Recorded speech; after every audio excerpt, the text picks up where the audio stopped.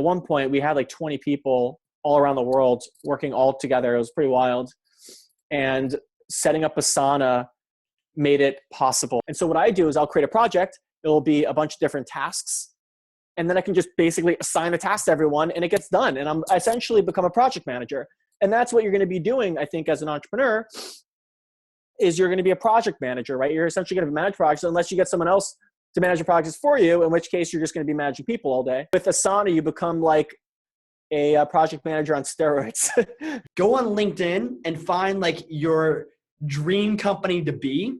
Like who do you really want to be? And you can actually look up all of the people that work for that company and try and like figure out like what their title is. And you can start to draw out the company's organizational chart right, based on exactly who you want to be. So you can understand like, well, they've already gone through this hiring process, right? They already know the kinds of titles and people and skill sets they need to make this kind of thing run.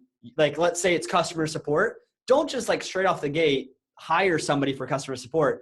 You should probably be talking with the customers in the beginning and writing out all of the responses that they should have and understanding the primary problems, have an FAQ chart and right, automate all the stuff up front. And then what you can't automate, you delegate. right. I mean, the reality is when you're building a business is you got to suck it up in the beginning whenever you're creating something new.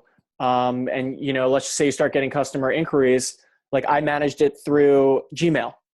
And so what happened, well, we were getting so many inquiries through Gmail, it became absolutely impossible. And then I shifted to Zendesk. And then once we were in Zendesk, I was able to, you know, figure out some processes and start bringing on people. But like the idea is like, I didn't just hire a customer support person from day one necessarily. Like I need to figure out like, what do we really need here? It's like, you're just going to have to kind of suck it up, figure out what needs to get done and then hire.